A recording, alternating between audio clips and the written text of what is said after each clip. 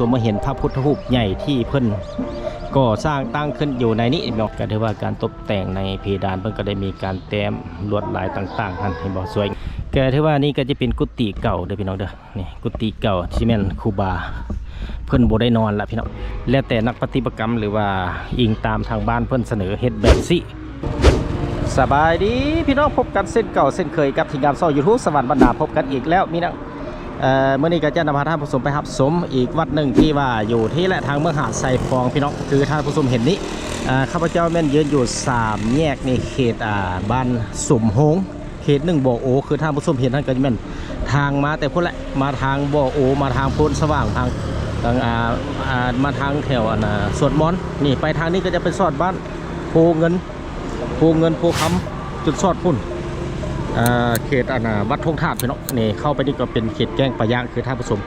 เมื่อนี้ทีมงานซ่อนสวรรค์บรรณาจะนำพาท่านผสมไปครับสมวัดสมโฮงที่ขึ้นกับ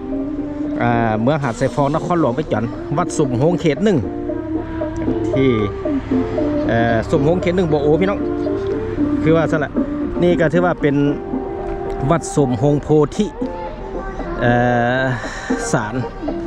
โพธิสัมพันธ์โอ้มีเสียงเข้าพี่น้องมันสิบุพิษลิขสิทธิ์ เพียงสาวหนองบอลพี่น้องกับเพิ่นเปิดคือว่าเมื่อกี้ก็ได้ลมกับทางบ้านละพี่น้องเพิ่นก็อนุญาตให้ได้ถ่ายวิดีโอพี่น้องก่อนจะเข้าวัดใดก็ต้องหาเท่าแก่ในโฮมเลยพระอยู่ในวัดนั้นที่ว่าเพิ่นอนุญาตเขาก็เข้าสมัครถ่ายได้คือถ้าผู้ชมเห็นนี่ก็เป็นป้ายทางเข้าวัดสมโฮงเขต1บ่อโอแกเพื่อว่าเพิ่นก็ได้มีการกระเกียมจะเฮ็ดบุญภายในเดือน3ที่จะมาถึงนี้มื้อนี้ก็เป็นวันที่12เดือน2ปี2016ถือว่าใช้เวลาว่างๆตอนนี้ก็เวลา 12 โมงกว่าๆนี่คือท่านผู้ชมเห็นนี่จะนำพาท่านผู้ชมมาเห็นพระพุทธรูปใหญ่ที่เพิ่นก็สร้างตั้งขึ้นอยู่ในนี้เนาะจะมีพญานาค7หัว2ตัวที่อยู่ทางเบื้องหน้าเพิ่นเองไปเบิ่งไกลๆพี่น้องเอ้ยพี่น้องข้าพเจ้าก็กายไปกายมาเกบ่ได้เข้ามาแวะเบิ่งจากเทื่อเมื่อนี้ก็ได้ใช้เวลาว่างๆพี่น้องได้มีโอกาสได้มารับชมพระพุทธรูปองค์ใหญ่ที่อยู่บ้านสมโฮงบ่อโอเขต1เมืองหาดไซฟองนครหลวงเวียงจันทน์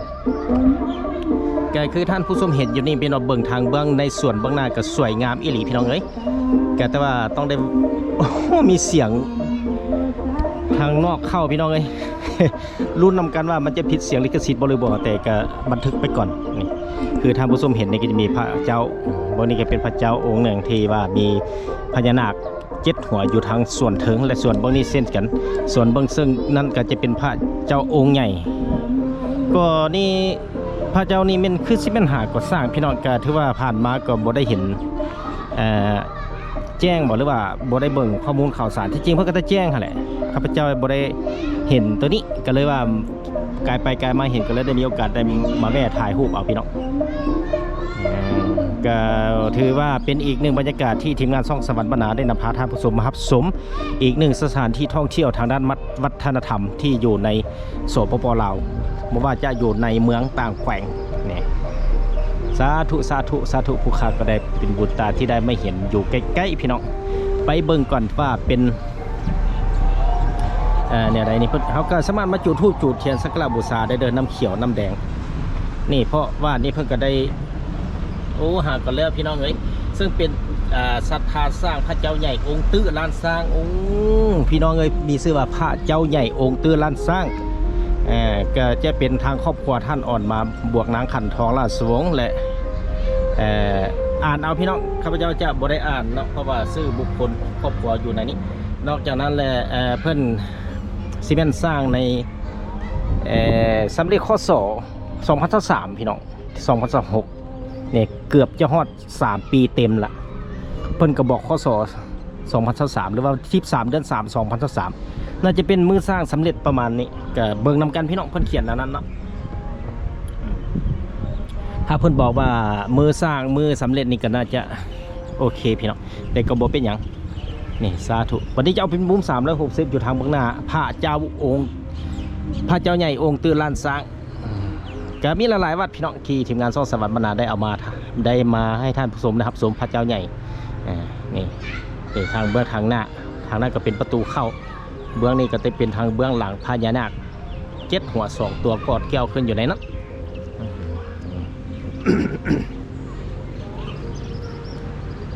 ครบรอบ360องศาที่อยู่ในเบื้องหน้าพระใหญ่องค์ตึลานสร้างนั่นเองวันนี้ก็จะย่างออกไปทางเบื้องนี้พี่น้องว่าจะเป็นแบบใดย่างรอบ360ได้บ่นี่จะเป็นหัวพญานาคกอดเกี่ยวอยู่ทางนี้พี่น้องสวยงามเลยพี่น้องเอ้ยเป็นเห็ดเป็นสีขำโอ้สุดนี่พี่น้องมาสังเกตเบื้องและเห็ดสุดอยู่ติดทางเบื้องหลังของพระใหญ่องค์ตึลานสร้างนั่นเองนี่คือท่านผู้ชมเห็นอยู่ในปัจจุบันนี้เห็นปะ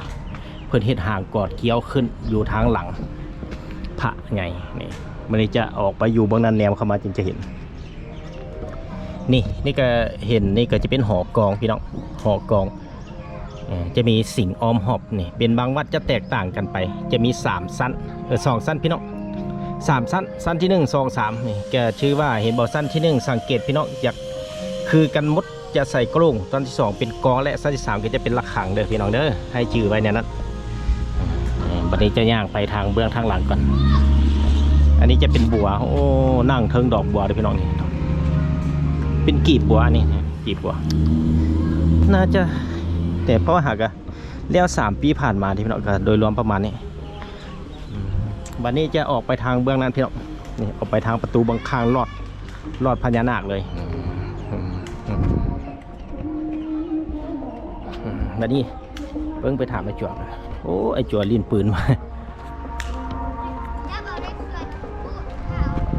ในส่วนบนนั้นก็จะเป็นกุฏิของครูบาอาจารย์พี่น้อง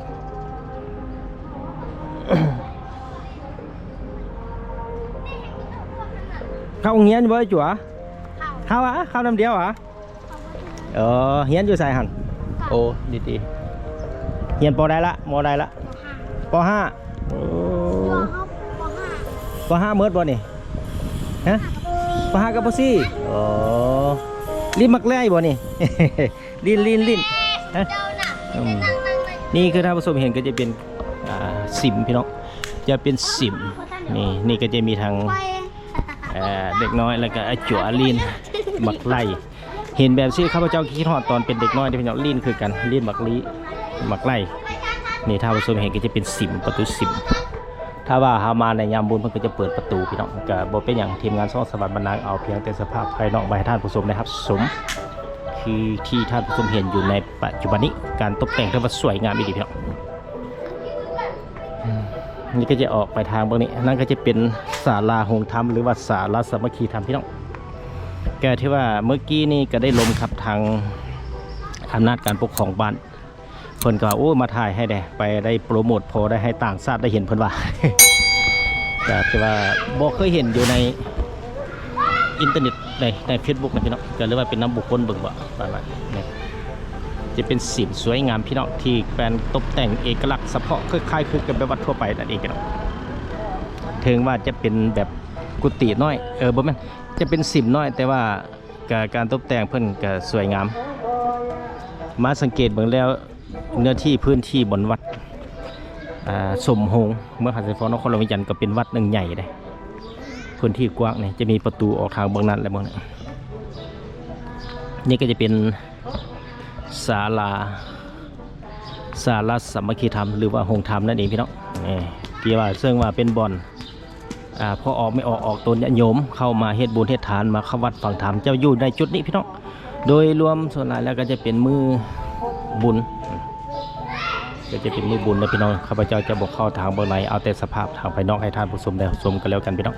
ก็ถือว่าการตกแต่งในเพดานเพิ่งก็ได้มีการแต้มลวดลายต่างๆท่านเห็นบอกสวยงามต้องขอบใจ FC ทุกคนที่สนับสนุนช่องสวัสดิ์บรรณาด้วยดีเสมอมาได้ท่านผู้ชมไม่ว่าจะเป็นทาง FC ทางภายในและต่างประเทศที่เข้ามารับชมก็ต้องขอบใจหลายๆบาทนี้จะไปเบิ่งทางเบิ่งนี่พี่น้องนี่ไปเบิ่งพระประจำวันก่อน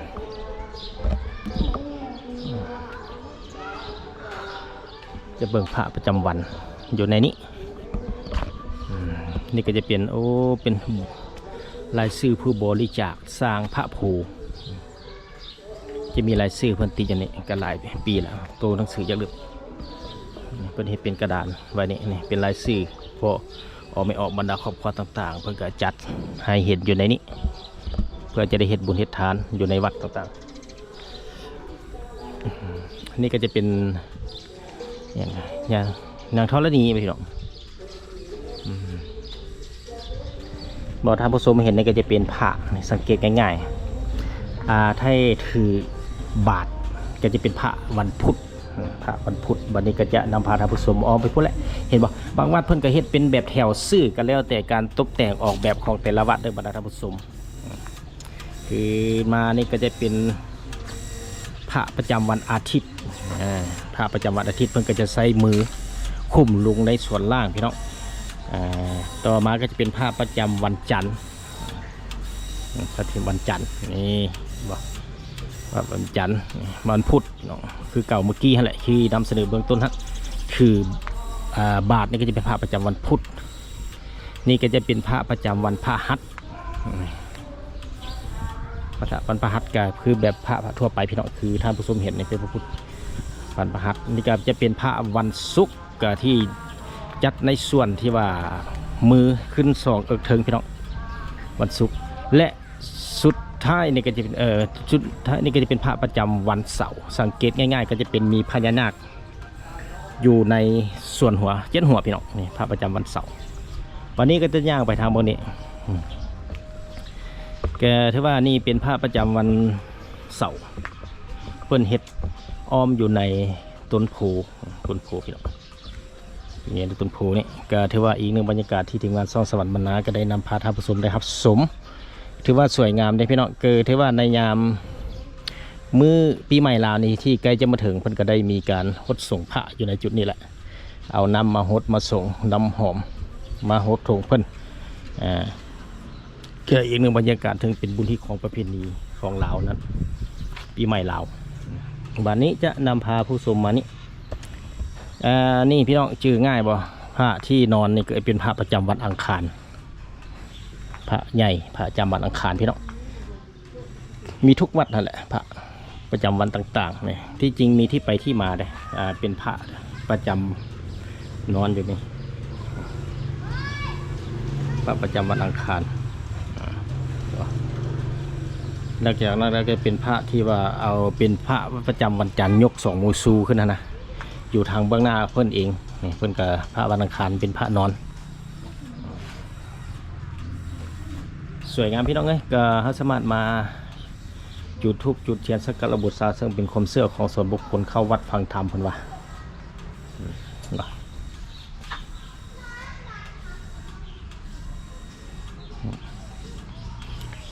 บาทนี้ก็จะอ้อมไปทางเบื้องนี่ถือว่าครบเลยพี่น้องเอ้ยแกโบได้หลายจุดปานไหนแต่ว่า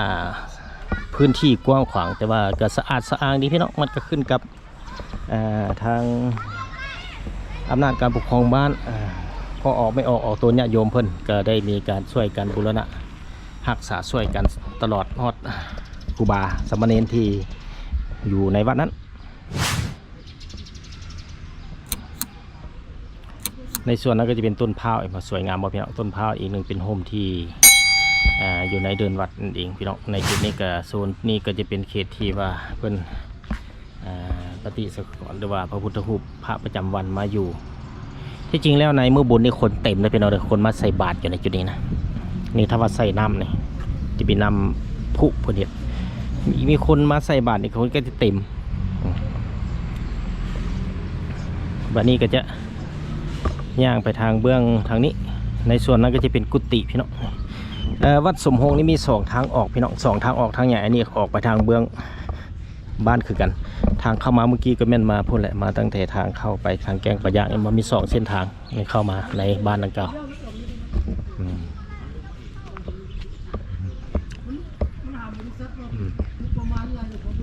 นี่ก็จะเป็นกุฏิ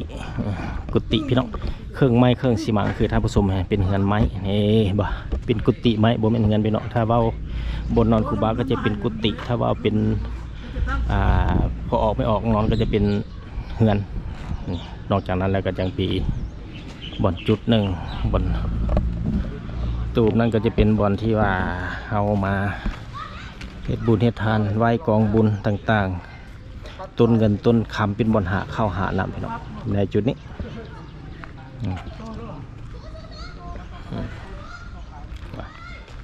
บัดนี้จะย่างไปเบิ่งจุดพระใหญ่องค์ตือลานสร้างอีกเท่านึงพี่น้องมาในตอนต้นวิดีโอนั้นข้าพเจ้าก็ได้เอาในส่วนทางเบื้องหน้าบัดนี้จะเอาในส่วนทางเบื้องหลังให้ทางผู้ชมได้รับชมแกที่ว่านี่ก็จะเป็นกุฏิเก่าเด้อพี่น้องเด้อนี่กุฏิเก่าที่แม่นครูบาเพิ่นบ่ได้นอนละพี่น้องโดยจุดนี้จะเป็นกุฏิเก่าแต่เพิ่นก็ยังรักษาไว้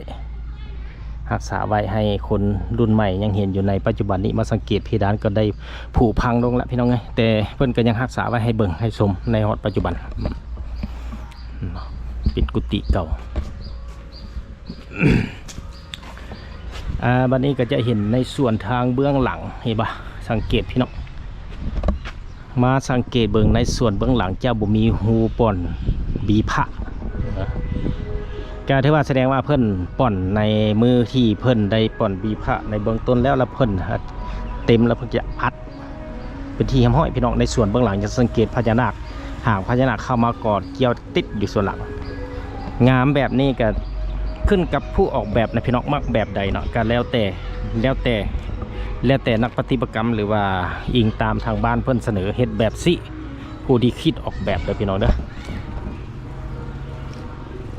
การตกแต่งพญานาคอ้อมพระเจ้าใหญ่หรือว่าพระทั่วไปหันเพิ่นก็ขึ้นกับแล้วแต่ผู้จะออกแบบพี่น้องก็จะบ่เสมอไปต้องขอบใจ FC ทุกคนที่สนับสนุนช่องสวรรค์บรรณาด้วยดีเสมอมาเด้อเพื่อจะได้รับวิดีโอใหม่ๆมาให้ท่านผู้ชมได้รับชมในตอนต่อไปนั่นเองพี่น้องก็ที่ว่าอีกหนึ่งบรรยากาศที่ทีมงานช่องสวรรค์บรรณาก็ได้ใช้เวลาว่างๆเด้อพี่น้อง มาเอาภาพบรรยากาศสถานที่ต่างๆบอกว่าจะเป็นทางด้านท่องเที่ยวทางด้านวัฒนธรรม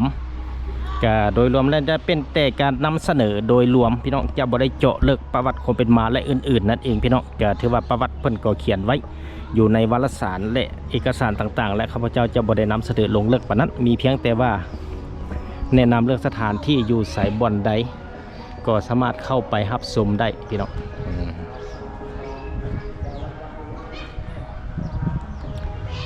บาทนี้จะออกไปอยู่จุดนั้นแล้วเอาเป็นมุม360องศามาท่านผู้ชมอีกบาทหนึ่งแล้วก็จะได้กลับบ้านแล้วพี่น้องมีเพิ่นก็ทยอยเทพื้นที่มังได้พี่น้องยันเดินวัดนี่เพิ่นก็อาศัยแหงหนุนศรัทธาของพอไม่ออกตัวญาติโยมที่เข้ามาเฮ็ดบุญเฮ็ดทานอยู่ในนี้เพิ่นก็ทยอยเฮ็ดเท่าละน้อยนี่บัดนี้จะเอาเป็นมุม360องศาให้ท่านผู้ชมพี่น้องก็คือท่านผู้ชมเห็นนั่นก็จะเป็นทางเข้ามาแล้วก็จะมาให้จุดนี้ก็จะเป็นสิมมาฮอดจุดนี้ก็จะเป็นศาลาสามัคคีธรรมหรือว่าห้องธรรมในส่วนเบื้องข้างหลังนั้นก็จะเป็นบ่อนจุดที่เพิ่นเอาพระพุทธรูปพระประจำวันอยู่ในนั้นส่วนเบื้องนั้นก็จะเป็นทางออกเบื้องบ้านสมหงอันเป็นกุฏิออกมาเบื้องนี้ก็จะเป็นจุดที่ว่าเป็นหาข้าวหาน้ำพี่น้องนี่อ้อมห้อมมาทางตรงนี้ก็จะเห็นเป็นกุฏิเก่าแต่กี้พอแหละพี่น้องเพิ่งก็จงไว้ให้คนลุกสมัยทันได้เห็นอยู่มาฮอดนี่ก็จะเป็นมุม360เห็นทางเข้ามาแล้วพี่น้อง